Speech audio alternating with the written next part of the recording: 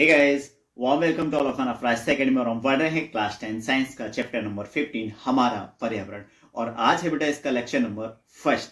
तो आज के इस लेक्चर में हम समझेंगे हमारा पर्यावरण क्या है, पर्यावरण में क्या क्या चीजें होती हैं। ठीक है, सारी चीज अपन डिटेल में समझने वाले हैं। तो स्टार्ट करते हैं बेटा पर्यावरण से।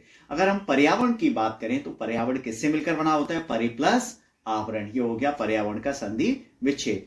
परि का मतलब क्या होता है? परि का मतलब होता है बेटा आसपास से। ठीक है, परि का मतलब क्या है? आसपास। ठीक है, और आवरण से मतलब होता है घेरे हुए। तो जो हमें चारों तरफ से जो घेरे हुए है, ठीक है, या फिर हम ऐसे कह सकते हैं वह आवरण जो हमें किससे चारों तरफ से बेटा घेरे हुए है, उसी को हम क्या कहते हैं? पर्यावरण कहते हैं। या हम ऐसा कह सकते हैं हमारे चारों ओर का जो वातावरण जिसमें सभी जीव जंतु या फिर निर्जीव चीजें भी रह रही हैं, जैसे कुर्सी मेज टेबल, यानी जो भी चीज अपने को दिख रही है वो सभी जिसमें है वो क्या है? पर्यावरण है। क्लियर बेटा? आगे बढ़ते हैं। नेक्स्ट हमारा है टॉपिक पारितंत्र। तो पारितंत्र क्या है? देखो, पारितंत्र जो मिलकर बना होता है वो जीव या अजैविक, जैसे जीव को आप जैविक घटक कह सकते हो। ठीक है, जीव व अजैविक घटकों से मिलकर बना होता है। ठीक है, तो जीव और अजैविक घटक किसका निर्माण करते हैं? पारितंत्र का निर्माण करते हैं। तो जीव के मतलब है जैविक घटक। जैविक घटक जैसे मतलब सभी जीव जंतु हो गए, ठीक है, सूक्ष्म जीव वगैरह, वो सभी जैविक घटक में आते हैं। अगर अजैविक घटक की बात करें तो तापमान, वर्षा, वायु, मिट्टी, ये सभी क्या है? अजैविक घटक। तो जीव जैविक घटक और अजैविक घटक मिलकर किसका निर्माण करते हैं बेटा? एक पारितंत्र का निर्माण करते हैं। क्लियर? Next topic. तो नेक्स्ट टॉपिक जो है वो है पारितंत्र के प्रकार। तो पारितंत्र कितने प्रकार का होता है बेटा? पारितंत्र हमारा दो प्रकार का होता है। कितने प्रकार का? दो प्रकार का होता है। एक होता है प्राकृतिक पारितंत्र, और प्राकृतिक पारितंत्र कौन सा होता है? जो हमें प्रकृति से मिलता है, जैसे जंगल, सागर, झील, ये सभी क्या है? प्राकृतिक पारितंत्र के उदाहरण हैं। अगर मानव निर्मित पारितंत्र की बात करें हम, तो मानव निर्मित पारितंत्र क्या है? जो मानव के द्वारा बनाया जा रहा है, जैसे खेत है, जलाशय है, बगीचा, बाग लगाया हमने, ठीक है, तो वो सब क्या है? मानव निर्मित पारितंत्र है। ठीक है, अब पारितंत्र के घटक कौन से? अभी हमने बात ही की थी। तो पारितंत्र किनसे मिलकर बना है? जैविक और अजैविक घटक से। तो पारितंत्र का अजैविक घटक, दो घटक हैं, एक अजैविक और एक जैविक। तो पारितंत्र के वे घटक बेटा, कौन से घटक? वे घटक जिनमें जीवन ही नहीं है, किंतु उनके बिना जीवन संभव भी नहीं है, उनको हम कहते हैं अजैविक घटक। जैसे हवा, पानी, भूमि, प्रकाश हो गया, तापमान, ये सभी मिलकर क्या बनाते हैं? अजैविक घटक का निर्माण करते हैं। अब जैविक घटक की बात करें तो प्रकृति के वे घटक जिनमें जीवन है उनको जैविक घटक, जैसे पशु पक्षी हो गया, ठीक है, हमारे चारों तरफ बहुत सारे जीव जंतु दिख रहे हैं ना, सूक्ष्म जीव जो दिखाई नहीं देते वो भी जैविक घटक का ही तो एग्जाम्पल है। ठीक, अब जैविक घटक हमारा हो गया, जैविक घटक हो गया। तो अब आहार के आधार पर, यानी जैविक घटकों को हमने उत्पादक, उपभोक्ता और अपघटक में बांटा है, यानी ये किस तरह से पोषण अपना करते हैं। तो सबसे पहले हम पढ़ेंगे उत्पादक। तो उत्पादक वे जीव होते हैं जो अपना भोजन स्वयं बनाते हैं। अपना भोजन कौन बनाते हैं भैया? स्वयं पेड़ पौधे ही तो बनाते हैं ना। अब यहां पे आप पढ़ सकते हो, पारिस्थितिक तंत्र में उपस्थित सभी सजीव हरे पौधे व नील हरे शैवाल प्रकाश संश्लेषण की क्षमता रखते हैं, और प्रकाश संश्लेषण की क्षमता है तो वे क्या करेंगे? ये अपना भोजन स्वयं बना लेंगे। क्लियर बेटा? तो वे सभी जीव जो अपना भोजन स्वयं बनाते हैं उनको हम उत्पादक या फिर क्या कहते हैं? स्वपोषी कहते हैं। ठीक, अब बात करेंगे उपभोक्ता या फिर विषमपोषी की। वे जीव जो उत्पादकों द्वारा जो बनाया जाता है भोजन उसको खाते हैं, यानी एक तरीके से उत्पादकों पर प्रत्यक्ष या परोक्ष रूप से, या डायरेक्ट या इनडायरेक्ट रूप से उन्हीं पर निर्भर रहते हैं, उनको हम क्या कहते हैं? उपभोक्ता कहते हैं। इनको भी हमने कई भागों में बांटा है। ठीक है, जैसे प्राथमिक उपभोक्ता की बात करें तो प्राथमिक उपभोक्ता होते हैं शाकाहारी जीव, जैसे पेड़ पौधों से डायरेक्ट जो भोजन खाते हैं, बकरी, गाय, भैंस, हिरण, खरगोश, ये सभी क्या है? प्राथमिक उपभोक्ता हैं, इनको अपन शाकाहारी जीव कहते हैं। क्लियर? अब आते हैं द्वितीय उपभोक्ता की तरफ, यानी जो मांसाहारी जीव, यानी छोटे मांसाहारी जीव, जैसे मान लो मेंढक हो गया, लोमड़ी, कुत्ता, बिल्ली, ये सब क्या है? छोटे मांसाहारी जीव है। ठीक है, जो प्राथमिक उपभोक्ताओं को खाते हैं भोजन के रूप में, और अब हम कहें तो उनसे भी ये भोजन अपना बना लेते हैं, जैसे प्राथमिक उपभोक्ताओं को खाते हैं, और जो कुछ इसमें ऐसे भी जीव आ जाते हैं जो सुपोषी को भी खा लेते हैं। ठीक है, पेड़ पौधों में। तो ये दोनों का रहता है। तो यहाँ पे मांसाहारी जीव द्वितीयक उपभोक्ता में हम लेंगे मेढक, लोमड़ी, कुत्ता, बिल्ली, ठीक है। नेक्स्ट हम बढ़ते हैं बड़े मांसाहारी जीव। ये क्या करते हैं, दूसरे वाले उपभोक्ताओं को भी खा जाते हैं और प्राथमिक को भी खा जाते हैं, जैसे गिद्ध, बाज, शेर आदि, ठीक है। सर्वाहारी तो पता है, सर्व बच्ची सब कुछ खाने वाले जीवों को ही हम सर्वाहारी कहते हैं, ठीक है। वे जीव जो सजीव हुआ उनके द्वारा उत्सर्जित पदार्थों को भी खा जाते हैं, ठीक है, तथा मृत जीव को भी खाकर अपना भोजन प्राप्त कर लेते हैं। उनको मतलब जो सब कुछ खा सकते हैं उनको सर्वाहारी, जैसे कॉकरोच हमारा सर्वाहारी में आता है, ठीक है। मानव भी सर्वाहारी में आ जाता है, ठीक है, सब कुछ खाता है, मतलब वो प्राथमिक उपभोक्ताओं को भी खाता है, किसी को भी खा लेता है ना। और दूसरी वो कहें तो पेड़ पौधे से डायरेक्ट वो ले ही रहा है ना भोजन, उत्पादकों को भी खा रहा है, उपभोक्ताओं को भी खा रहा है। अब हम पढ़ेंगे परजीवी। तो परजीवी क्या उनसे जीव होते हैं बेटा, ये वे जीव होते हैं जो दूसरों को मारते नहीं है, उसी पे रहते हैं, उसी से भोजन खाते हैं, मतलब उसका खून चूसते रहते हैं। जैसे जूं हो गया, मनुष्य की आंत में रहने वाला जीवाणु, जैसे केंचुआ वगैरह होता है, गाँव में उसको पटेरे वगैरह भी बोल देते हैं, कीड़े नॉर्मली बोल देते हैं, ठीक है। अब हम जानेंगे अपघटक या सूक्ष्म जीव, ठीक है, ये अलग है, या जिनको हम सूक्ष्म उपभोक्ता कहते हैं। ये ऐसे जीव होते हैं जो सड़े गले पदार्थ रहते हैं, जटिल कार्बनिक पदार्थों को सरल अकार्बनिक पदार्थों में बदलते रहते हैं, और यह सरल कार्बनिक और अकार्बनिक पदार्थों को ही भोजन के रूप में प्रयोग करते हैं, ठीक है। इनको हम क्या कहते हैं, अपमार्जक भी कहते हैं, ठीक है। और जैसे मान लो इनका एग्जाम्पल हम देखें तो जीवाणु, कवक, ये इंपोर्टेंट है, ध्यान रखना है, ठीक है, ये वाली चीज काफी आती है एग्जाम में। आहार श्रृंखला, तो आहार श्रृंखला या खाद्य श्रृंखला जीवों की एक ऐसी श्रृंखला जिसके अंतर्गत खाने व खाए जाने की पुनरावृत्ति द्वारा खाद्य ऊर्जा का क्या होता है, प्रभाव होता है, उसी को हम क्या कहते हैं बेटा, खाद्य श्रृंखला कहते हैं। दूसरे शब्दों में हम अगर इस डेफिनेशन को देखें तो हम ऐसे दे सकते हैं, पादप स्रोतों से विभिन्न जीवों की श्रृंखला द्वारा खाद्य ऊर्जा का संचरण ही क्या कहलाता है, खाद्य श्रृंखला कहलाता है। जैसे पौधों को किसने खाया, गाय, बकरी, मेढक, फिर उनको कौन खा रहा है, उनको कौन खा रहा है, तो ये जो सीरीज है, ठीक है, प्राथमिक उत्पादक से प्राथमिक उपभोक्ता, द्वितीयक उपभोक्ता, ठीक है। तो ये, और जो जैसे प्राथमिक उपभोक्ता जो होते हैं उनको हम क्या कहते हैं, द्वितीयक उपभोक्ता को क्या कहते हैं, ठीक है। तो ये चीजें चलती रहती हैं। अब देखो पोषण स्तर क्या है, खाद्य श्रृंखला के प्रत्येक स्तर व कड़ी या जीव को ही क्या कहा जाता है, पोषण स्तर कहा जाता है। तो सबसे पहले आते हैं स्वपोषी या उत्पादक। तो इन जो स्वपोषी व उत्पादक जीव होते हैं उनको हम कहते हैं प्राथमिक पोषी स्तर। अब देखो स्वपोषी जो यानी उत्पादकों को तो हमने प्राथमिक कहते, तो प्राथमिक उपभोक्ता को क्या कहेंगे, द्वितीय पोषी स्तर। मांसाहारी वाले जो छोटे थे उनको तृतीय, और फिर चतुर्थ पोषी स्तर आ जाएगा। जैसे उच्च उपभोक्ता जैसे हम बढ़ते जाएंगे उनको अपन चतुर्थ पोषी स्तर में डालेंगे, ठीक है। अब यहाँ पे प्राथमिक पोषी स्तर जो होते हैं, यानी जो स्वपोषी जीव जो हैं, उत्पादक जो हैं, वो भोजन किससे बनाते हैं भैया, सूर्य की मदद से ही तो बनाते हैं ना, ठीक है, ये तो हम पहले ही पढ़ चुके हैं। अब बात कर लेते हैं यहाँ पे उत्पादक। तो उत्पादक प्राथमिक पोषी स्तर है, प्राथमिक उपभोक्ता कौन है। अब देखो यहाँ पे आपको चीजें समझ आएंगी। यहाँ पे आप देख रहे हो पेड़ पौधों को सबसे पहले कौन खा रहा है, पेड़ पौधों को हिरण खा रहा है, ठीक है ना, पेड़ पौधों को हिरण खा रहा है। अब हिरण को कौन खा रहा है बेटा, हिरण को खा रहा है शेर, ठीक है, हिरण को कौन खा रहा है, शेर खा रहा है, ठीक, हिरण को शेर खा रहा है। तो अब यहाँ पे हिरण को शेर ने खाया, ठीक, तो ये क्या है आपका प्रथम पोषी स्तर, ये दूसरा पोषी स्तर है, ये तीसरा पोषी स्तर है। अब इसमें देखें, यानी इसमें तीन ही चरण थे हमारे। ये यहाँ पे कौन खा रहा है, कीड़े खा रहे हैं, इसको कौन खा रहा है, मेढक, मेढक को कौन खा रहा है, सांप, और सांप को कौन खा रहा है, गिद्ध। तो ये इस तरह से है, ये हमारा प्रथम पोषी स्तर, ये द्वितीय हो गया, ये तृतीय हो गया, और ये चतुर्थ में आ जाएंगे, ठीक है। चतुर्थ पंचम आगे तक भी अपन बोल सकते हैं, या फिर इन दोनों को चतुर्थ में डाल सकते हैं, ठीक है। इसी तरह से ये वाला पैटर्न चलता है, ठीक।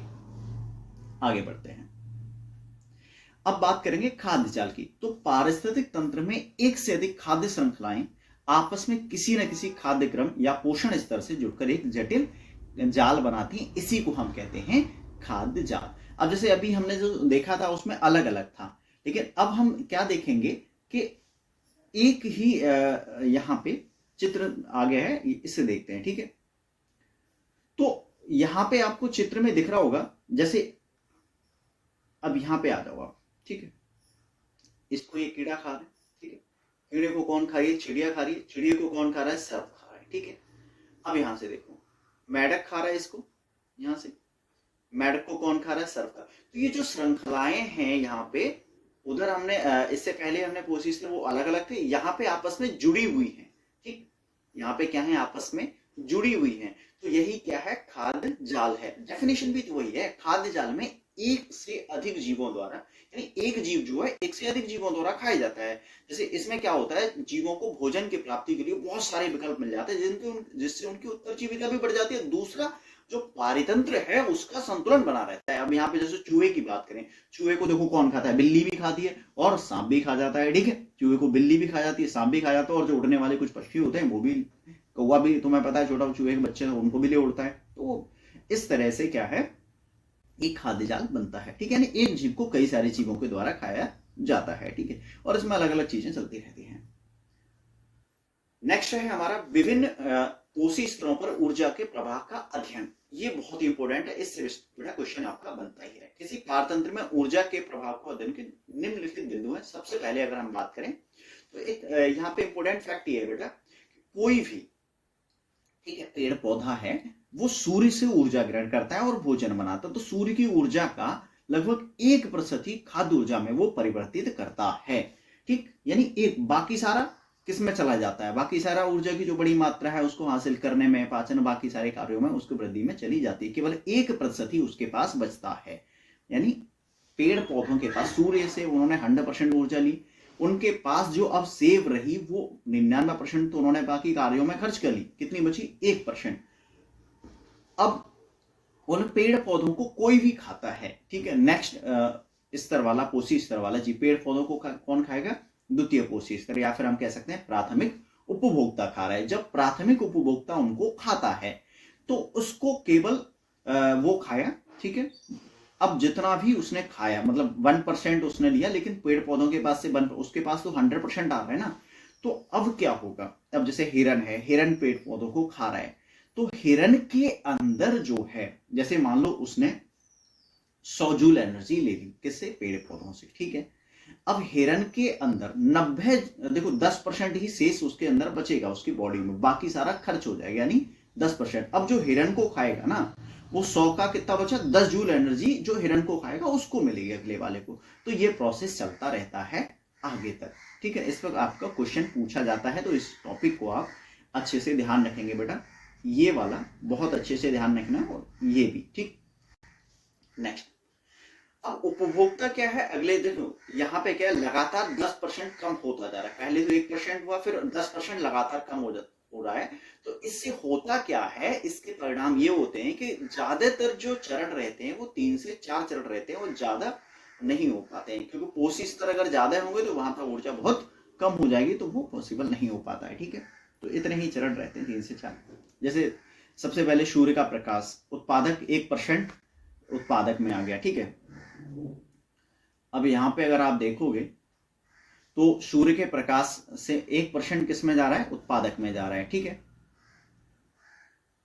ये यहां पे 1%। ठीक है, अब यहां पे 10% बचा, फिर 10%, फिर 10, यानी इसका मतलब यह, यहां इसका जो 100% था, ठीक है, या फिर इतना है, इसका 1% यहाँ पे बचेगा। ठीक है, उसके बाद उसका फिर 10% यहाँ पे बचेगा, उसका फिर 10%, कुल मिला के कम होता जाएगा। इसीलिए जो पोषी स्तर के चरण हैं वो ज्यादा नहीं बन पाते हैं, 3 से 4 चरण ही बनते हैं। अब बात करेंगे जैव आवर्धन क्या है। तो आहार श्रृंखला में जो हानिकारक रसायन होते हैं वो एक पोषी स्तर से दूसरे पोषी स्तर में जाएंगे। अब सिंपल सी बात है, अब प्राथमिक उपभोक्ता ने किसी चीज को खाया, अब देखो यहाँ पे मैं एग्जांपल लूंगा, जैसे हम खेतों में जो किसानों के द्वारा क्या रासायनिक पदार्थों का यूज किया जाता है। ठीक है, खाद वगैरह लगाते हैं, ठीक है, और दवाइयों का छिड़काव जो किया जाता है, कीटनाशकों का, तो वो जो कीटनाशक हैं उनका असर किस में चला जाता है, जो उत्पादक होते हैं उनमें जाता है। ठीक है, अब उत्पादकों को कौन खाते हैं, उत्पादकों को भाई शाकाहारी जीव खाते हैं। ठीक है, शाकाहारी जीव को मांसाहारी जीव खाते हैं, फिर शीर्ष मांसाहारी जीव खाते हैं। तो इस तरह से ये लगातार उनमें ट्रांसफर होता रहता है। ठीक है, हम दूध पी रहे हैं तो हम, और लास्ट में कौन आते हैं, अगर हम बात करें तो अपनी यानी मनुष्य आते हैं। तो मनुष्य के अंदर सबसे ज्यादा रसायनों की मात्रा एकत्रित हो रही है या हो जाती है। ठीक, यानी अगर कोई जहर है तो सबसे ज्यादा एकत्रित लास्ट में आगे कहा हम पे ही तो आके टिक रहा है, सबको हम ही तो खा रहे हैं, ठीक है। तो ये चीज है बस, और ये इंपॉर्टेंट है जैव आवर्धन बेटा आपके लिए, ठीक है। जैव आवर्धन जो है ये ध्यान रखना, इंपॉर्टेंट टॉपिक है, बहुत आता है एग्जाम में। पारतंत्र में अपमार्जक की क्या भूमिका? देखो अपमार्जक हम पढ़ चुके हैं, जो सूक्ष्म जीव होते हैं जो क्या करते हैं, सरल कार्बनिक पदार्थों में बदलते हैं, मतलब जो कार्बनिक पदार्थ होते हैं उनको अकार्बनिक पदार्थों में बदलते हैं, सरल कार्बनिक पदार्थों में, ठीक है। कचरा, सब्जी, फल, छिलके वगैरह इनको विघटित करने का जो काम करते हैं वो कौन करते हैं? अपमार्जक करते हैं। तो ये साफ सफाई का बहुत अच्छा काम करते हैं। तो भैया पारतंत्र में अपमार्जकों की भूमिका है, अगर ये ना हो तो वातावरण स्वच्छ नहीं होगा, चीजें सड़ती गलती रहेंगी और उनसे स्मेल आती रहेगी, ठीक है। ये मिट्टी में मिला देते हैं उसको। ओजोन परत की बात करें, देखो ओजोन क्या है बेटा, ओजोन जो है का जो अणु O3 संकेत है, ओजोन का जो संकेत है वो क्या है? O3 है, ठीक है। ओजोन का संकेत क्या है? O3 है, ठीक। ओजोन का संकेत जो है हमारा O3 है। और ये जो ओजोन में हम देख रहे हैं O के 3 अणु हैं, यानी सॉरी 3 परमाणु हैं, अणु नहीं कहेंगे यहाँ पे, 3 परमाणु, ठीक है। ओजोन एक अणु है और 3 ऑक्सीजन के परमाणु से मिलकर बना हुआ है। ये बहुत ही खतरनाक होता है, परंतु ये हमारी बहुत रक्षा करता है। देखो खतरनाक चीजें भी रक्षा कर रही हैं। ये क्या है ना, वायुमंडल में सबसे ऊपर रहता है, ठीक है, संताप मंडल में ये रहती है। तो वहां से जो सूर्य के आने वाली जो किरणें हैं, हानिकारक पराबैंगनी किरणें, उनको ये रोक देती है, ठीक है। और जिससे हमें क्या है, त्वचा कैंसर वगैरह यानी बहुत सारी हानिकारक बीमारियों से बच जाते हैं। अब इसका निर्माण कैसे होता है? देखो ओजोन का निर्माण की अगर हम बात करें तो वायुमंडल के उच्च स्तर पर पराबैंगनी किरणों के प्रभाव से ऑक्सीजन जो है वो किस में टूट जाती है? नवजात ऑक्सीजन O और O में टूट जाती है। अब यही जो O है, ठीक है, वो किसके साथ? ऑक्सीजन के साथ रिएक्ट करता है और क्या बनाता है? ओजोन गैस का निर्माण करता है, जो हानिकारक पराबैंगनी किरणों को पृथ्वी पर आने से रोकती है। और ये इंपॉर्टेंट है बेटा, ध्यान रखना।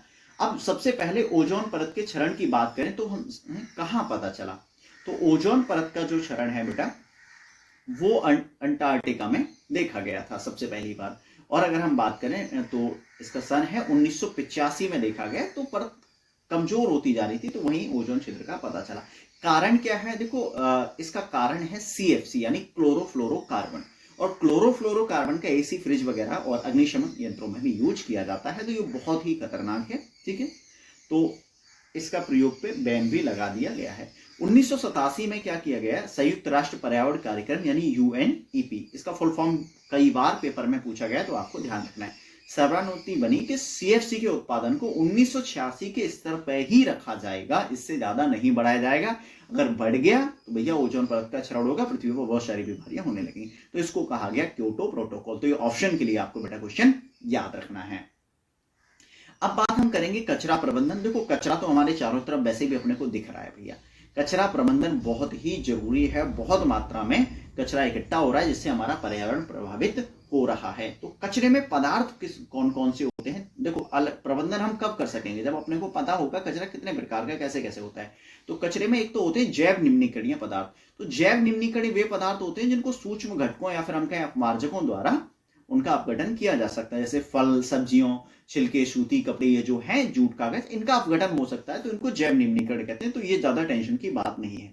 टेंशन हमें देते हैं अजैव निम्नीकरणीय पदार्थ, जिनका हम सूक्ष्म जीवों द्वारा अपघटन नहीं कर सकते हैं। प्लास्टिक, पॉलीथीन हो गया, संश्लेषित रेसे हो गए, धातु, रेडियो एक्टिव अवशिष्ट। क्योंकि देखो अपघटन का काम करते हैं एंजाइम, और हर चीज के लिए एक विशिष्ट एंजाइम की आवश्यकता होती है, ठीक है। तो इनका अपघटन हो भी नहीं पाता है, काफी टाइम लगता है इनके अपघटन होने के लिए, अजैव निम्नीकरणीय पदार्थ के लिए, ठीक है। जनरली इनका होता नहीं है, बहुत टाइम लगता है, लाखों साल लग जाती है प्लास्टिक को अपघटित होने में पूरी तरह से। नेक्स्ट टॉपिक की तरफ बढ़ते हैं बेटा, कचरा प्रबंधन की विधियां। तो कचरा प्रबंधन की विधियां कौन कौन सी हैं? सबसे पहले जैव मात्रा संयंत्र। इसके द्वारा हम जैव मात्रा संयंत्र जो है या बायोगैस संयंत्र हम पिछले चैप्टर में पढ़ चुके हैं। तो जो जैव निम्नीकरणीय पदार्थ हैं इसके द्वारा क्या किया जाता है? उनको खाद्य में परिवर्तित कर दिया, ऊपर से ऊर्जा और सीवेज उपचार से नाली के पानी को नदी में जाने से पहले उसको शोधन किया जाता है, ठीक है। कूड़ा भराव क्षेत्र, देखो कचरा कुछ निचले क्षेत्र होते हैं जिनमें कचरा डाल दिया जाता है, फिर उनको दबा दिया जाता है, ठीक है, और उन पर खेल के मैदान वगैरह बना दिए जाते हैं। कंपोस्टिंग, देखो जो भी जैव निम्नीकरणीय पदार्थ है उनको एक गड्ढा खोदते हैं, उसमें भर देते हैं, जिससे वो खाद में बदल जाता है। पुनः चक्रण, अब पुनः चक्रण में क्या है? जो अजैव निम्नीकरणीय पदार्थ हैं, कचरा जैसे प्लास्टिक वगैरह आता है ना, प्लास्टिक वाला आता है, उनको ले जाता है, फिर से दोबारा से उनकी चीजें बन जाती है, तो ये भी पुनः उपयोग। अब जैसे कोई चीजें हैं, अखबार हम लाए, उनके लिफाफे बनने लगते हैं, पढ़ने में इस्तेमाल किया, फिर उनके लिफाफे बनते हैं। तो और ऐसी बहुत सारी चीजें हैं जिनका हम रीयूज करते हैं। भस्मीकरण यह एक अपशिष्ट उपचार प्रक्रिया है जिसमें थर्मल उपचार के रूप में वर्णित किया जाता है, यानी कचरे को राख में बदल दिया जाता है। मुख्य रूप से इसका उपयोग जो है अस्पतालों से जैविक कचरे के निपटान के लिए किया जाता है, क्योंकि वो हानिकारक भी काफी होता है। तो जैव निम्नीकरणीय और अजैव निम्नीकरणीय पदार्थों में अंतर, बेटा इंपोर्टेंट क्वेश्चन है, इसको आपको याद रखना है। अंतर वैसे तो हम बात कर ही चुके हैं जैव निम्नीकरणीय और अजैव निम्नीकरणीय की। वे पदार्थ जो जैविक प्रक्रमों द्वारा अपघटित हो जाते हैं उनको जैव निम्नीकरणीय, और जो अपघटित नहीं होते हैं उनको अजैव निम्नीकरणीय। इनकी उत्पत्ति जैविक से होती है। इनकी की अगर हम उत्पत्ति देखें अजैव की, तो ये मानव निर्मित होते हैं, ये प्रकृति में इकट्ठे नहीं होते हैं, इनका ढेर लग जाता है। ठीक है, जैव आवर्धन प्रदर्शित नहीं करते हैं जैव निम्नीकरण पदार्थ, लेकिन अजैव निम्नीकरण पदार्थ हैं ये प्रदर्शित करते हैं। भाई प्रकृति में इनका पुनः चक्र संभव है, लेकिन इनका संभव नहीं है। उदाहरण मलमूत्र, कागज, साग फलाद और प्लास्टिक, डीडीटी, एल्युमिनियम के डिब्बे। ठीक, तो इसको आपको ध्यान रखना है बहुत अच्छे से। अब अपन पाठ्यनेत्र प्रश्न की तरफ आएंगे बेटा। तो पाठ्यनेत्र क्या कारण है कि कुछ पदार्थ जैव निम्नीकरण पदार्थ होते हैं और कुछ अजैव निम्नीकरणीय। तो देखो, जैव निम्नीकरणीय पदार्थ वे होते हैं जिनका क्या होता है, अपघटन हो जाता है। ठीक है, जैव निम्नीकरणीय पदार्थ कौन से होते हैं, जिनका जो छोटे जीवों द्वारा, ठीक है, सरल प्रक्रम से, मतलब सरल पदार्थों में अपघटन हो जाता है। लेकिन अगर हम कहें अजैव निम्नीकरणीय पदार्थ की बात करें तो इनका अपघटन लंबे समय तक हो पाता है, यानी काफी लंबे समय तक बने रहता है। और एक तरीके से हम ऐसा भी कह सकते हैं इनका अपघटन नहीं होता है। हम इनके बारे में पढ़ ही रखे हैं, बना के भी लिख सकते हैं अपने तरीके से भी। ठीक है, नेक्स्ट है ऐसे दो तरीके सुझाइए जिनमें जैव निम्नीकरणीय पदार्थ पर्यावरण को प्रभावित करते हैं। भाई देखो, जैव पदार्थों का अपघटन होता है तो बदबू तो आती है ना। अब इनके अपघटन के दौरान भी विषैली गैसें भी निकलती हैं। ठीक है, कार्बन डाइऑक्साइड वगैरह, हम कूड़ा कचरा डाल देंगे सब्जी के छिलके वगैरह, तो वहां से भी गैस निकलती है, कार्बन डाइऑक्साइड हो गया, मीथेन हो गया, मतलब एक ज्यादा मात्रा में निकले तो इनसे भी नुकसान होता है। ठीक, ऐसे दो तरीके बताइए जिनमें अजैव निम्नीकरणीय पदार्थ को पर्यावरण को प्रभावित करते हैं। भाई ये तो बहुत सारे हैं। अजैव निम्नीकरणीय पदार्थों को तो ढेर लग जाता है, गंदगी फैल रही है, सीवरेज के व्यवसाय को भी प्रभावित करते हैं। उधर प्लास्टिक की थैलियां, बताओ कितना बहुत नुकसान होता है ना। पोषी स्तर क्या है, एक आहार श्रृंखला का उदाहरण दीजिए तथा इसमें विभिन्न पोषी स्तर बताइए। देखो, पोषी स्तर की हम बात करें तो हम पहले पढ़ चुके हैं। तो विविध जैविक स्तरों पर हिस्सा लेने वाले जीवों की श्रृंखला एक आहार श्रृंखला बनाती है। इसका प्रत्येक चरण जो है पोषी स्तर कहलाता है। जैसे घास, घास को कौन खा रहा है, कीड़ा खा रहा है। ठीक है, घास को कौन खा रहा है बेटा, कीड़ा खाता है। और कीड़े को कौन खा रहा है, मेढक, मेढक को सांप और गिद्ध।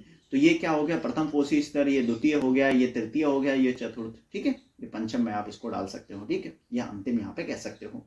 घास हमारा आहार श्रृंखला का प्रथम पोषी स्तर है, अपना भोजन स्वयं तैयार करता है। कीड़ा की बात करें तो द्वितीय है। ठीक है, तो इस तरह से मैंने आपको ये बता दिया और अच्छे से आप कर सकते हैं इसको। ठीक है, नेक्स्ट टॉपिक की तरफ, नेक्स्ट क्वेश्चन है अपना, देखते हैं। कचरा निपटान की समस्या कम करने में क्या योगदान कर सकते हैं, किन्हीं दो तरीकों का वर्णन कीजिए। देखो, कचरा निपटान की समस्या की बात करें, देखो इस पे आप निबंध लिख सकते हो वैसे तो। ठीक है, यहाँ पे अपन दो तरीके की बात करनी है, तो हम क्या करेंगे, हमें अजैविक पदार्थ की तुलना में जैविक पदार्थों का प्रयोग करना चाहिए। ठीक है, हमें प्लास्टिक की थैली की जगह पे कागज की थैली या जूट की थैली का प्रयोग करना चाहिए, जिससे कचरा कम ही होगा।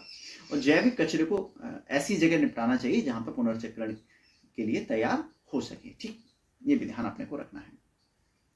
पारितंत्र में अपमार्जकों की क्या भूमिका है। परितंत्र लिखा हुआ पारितंत्र है, तो इसको सही कर लेना आप जब स्क्रीनशॉट लो। ठीक है, जब आप कॉपी में, नोटबुक में नोट करो तो। अब देखो, जीवाणु तथा कवक, ये सूक्ष्म जीव हैं, उनको हम क्या कहते हैं, अपमार्जक कहते हैं। ये क्या करते हैं भैया, जो कार्बनिक जो पदार्थ होते हैं उनको सरल अकार्बनिक पदार्थों में बदलते हैं, जिनको मिट्टी के द्वारा फिर अवशोषित कर लिया जाता है। तो ये चीजें क्या है, अपने को गंदगी से बचाते हैं, पर्यावरण को दूषित होने से बचाते हैं। अगर ये अपमार्जक द्वारा, अगर ये मान के चलो जैविक पदार्थों का अपघटन ना हो तो कितना जैविक पदार्थ भी इकट्ठे हो जाएंगे ना, जैविक पदार्थों की तरह ही। ठीक, ओजोन क्या है तथा किसी पारतंत्र को किस प्रकार प्रभावित होती है, अभी हमने पढ़ा है बेटा ओजोन के बारे में। तो अब अभ्यास प्रश्न के बारे में देखते हैं। पहला है ऑप्शन, निम्न में से कौन से समूह में केवल जैव निम्नीकरणीय पदार्थ हैं। घास, पुष्प, चमड़ा, हाँ ये बिल्कुल है। घास, लकड़ी, प्लास्टिक, प्लास्टिक नहीं होगा, तो इसका मतलब ये पूरा ऑप्शन ही है। फलों के छिलके, विफक एवं नींबू का रस। ठीक है, इसमें है, इसमें विफक देख लेना, इसमें कुछ और है, केक, लकड़ी एवं घास। तो इसमें तीनों हैं लास्ट के, ए, सी और डी। क्लियर, निम्न में से कौन सा आहार श्रृंखला का निर्माण करते हैं? घास गेहूं हम नहीं करते, घास हाँ बकरी खाती है, बकरी को मानव खा जाता है, ये ठीक है, बी वाला। निम्न में से कौन सा पर्यावरण मित्र व्यवहार कहलाता है? बाजार जाते समय सामान के लिए कपड़े का थैला ले जाना चाहिए, बिल्कुल ले जाना चाहिए, अच्छी बात है भैया, तभी तो कम होगा ना प्रदूषण। कार्य समाप्त हो जाने पर लाइट बल्ब पंखे स्विच बंद कर बिल्कुल करने चाहिए। माँ द्वारा स्कूटर से विद्यालय छोड़ने के बजाय तुम्हारा विद्यालय पैदल तक जाना चाहिए, बिल्कुल सही, उपरोक्त सभी होगा इसमें, है ना, सारी चीजें बढ़िया है। नेक्स्ट, क्या होगा यदि एक पोषी स्तर के सभी जीवों को समाप्त कर दें? भैया तो क्या होगा, एक पोषी स्तर के अगर सभी जीवों को समाप्त कर दिया जाएगा तो उससे अगले वाले जो पोषी स्तर के जीव हैं वो भूखे मर जाएंगे, और उससे पहले वाले जो है उनकी संख्या बहुत ज्यादा बढ़ जाएगी, ठीक है। क्या किसी पोषी स्तर के सभी सदस्यों को हटाने का प्रभाव भिन्न भिन्न पोषी स्तरों के अलग अलग होगा? क्या किसी पोषी स्तर के जीवों का पारतंत्र को प्रभावित किए बिना हटाना संभव है? नहीं भाई, पारतंत्र को प्रभावित तो होगा, ठीक है। यह प्रभाव भिन्न भिन्न नहीं होगा क्योंकि सब उनको खा रहे हैं तो बहुत ज्यादा प्रॉब्लम तो होगी। किसी भी एक पोषी स्तर के प्रभावित होने पर सभी पोषी स्तर सिंपल सी बात है समान रूप से प्रभावित होते हैं, ठीक है। जैव आवर्धन क्या है? अभी हमने पढ़ाई है बेटा, जैव आवर्धन लगातार चीजें जाती रहती हैं, ठीक है, रसायन वगैरह हमारे, और सबसे ज्यादा किसके अंदर इकट्ठे हो रहे हैं? हमारे अंदर हो रहे हैं ना। हमारे द्वारा उत्पादित अजैव निम्नीकरणीय कचरे से कौन सी समस्याएं उत्पन्न होती हैं? भैया बहुत ज्यादा दिक्कतें हो रही हैं, पारतंत्र के सदस्यों का ह्रास हो रहा है, कमी आ रही है उनमें, ठीक है। जैव आवर्धन निर्मित करके उसमें वृद्धि करते हैं, ठीक है। जल, भूमि और वायु प्रदूषण ये, ठीक है, फेंकते हैं, मतलब बहुत सारी दिक्कतें हो रही हैं। तो हमारे द्वारा उत्पादित अजैव निम्नीकरणीय कचरे से कौन सी समस्याएं उत्पन्न होती है? तो बहुत ज्यादा समस्या। और देखो ये चीजें क्या है ना, ये रट्टा मारने की नहीं है बेटा, एक बार जब आप किताब को पढ़ोगे ना तो इनको खुद बना के देख सकते हो, खुद से भी, क्योंकि अजैव निम्नीकरणीय जो पदार्थों का अगर अपघटन करेंगे तो उनसे बहुत सारी समस्याएं होंगी।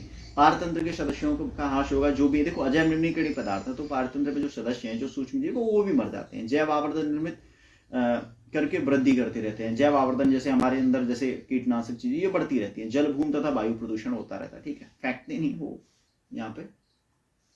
अब देखो 2 क्वेश्चन और बचे हैं, दोनों को देख लेते हैं। यदि हमारे द्वारा उत्पादित सारा कचरा जैव निम्नीकरणीय हो तो क्या इनके द्वारा पर्यावरण पर कोई प्रभाव पड़ेगा? हाँ पड़ेगा, लेकिन उतना नहीं पड़ेगा, ठीक है, लेकिन उससे तो फायदा है ना अजैव वाले से। ओजोन परत की क्षति हमारे लिए चिंता का विषय क्यों है?